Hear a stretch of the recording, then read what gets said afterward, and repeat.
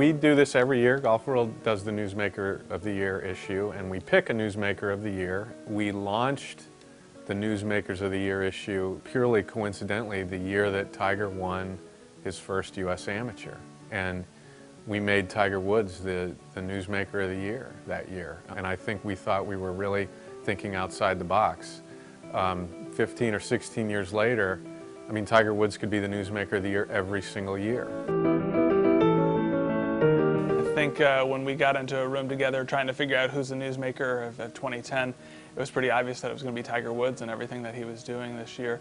I think the image of him in the blue room at Ponte Vedra Beach giving the speech was it was an odd, sort of an unprecedented kind of place for him to be, and certainly it was a mea culpa of a high order for him. The world literally stopped that day for us and for just about, I think, everybody else, you know, because of that press conference, to watch what Tiger Woods had to say.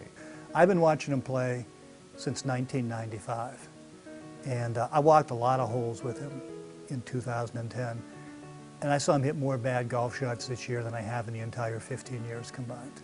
He's a guy who was not 100% engaged in playing the game of golf. He's a guy whose mind was on other things and was sorting through other problems. As the year went on, perhaps away from the golf course, I'm sure his life must have gotten a little bit more back to normal.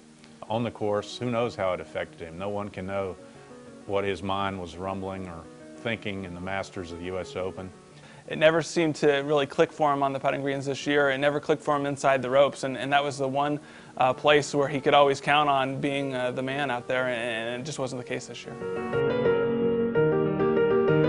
I think the grooves rule issue is so high on our newsmakers list this year because it really became a little bit of a non-entity. It was something we talked about all year. It had a couple of different flashpoints, and in the end, the intended effect was not at all what anybody expected. Some expected that it would have a huge impact.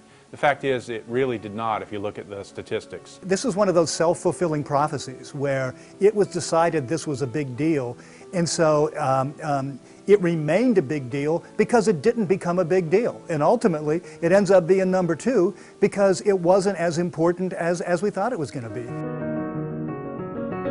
Well, the first thing that resonated with me is don't go back to Britain the first week of October, you know. So they gotta figure that out. They shouldn't have been there then. The weather was terrible. It really turned the spectator areas into a mud pile. But in the end, the Ryder Cup was defined by great dramatic play when the cup was on the line on the Monday when it finished. I think the defining moment of this year's Ryder Cup was Graham McDowell obviously holing out and making that putt and winning it for the European side. But and conversely, though, Hunter Mahan, you know, struggling on that last hole, and I think it encapsulated the pressure that comes now with the Ryder Cup. I mean, you saw the tears in his eyes at the post-round press conference. You knew how much he wanted to perform and do well for the United States, and when it didn't happen, you knew how much heartbreak there was. I would make the case that all the rules stories that we had in 2010 and the way they played out, I think it was good for golf. To people that respect the rules of golf and sort of the unyielding line that they present, it was a great year. To people that think golf is a bizarre game with too many layers and too many rules and too many complicated rules, it was perfect fodder for them to say that golf's got a problem.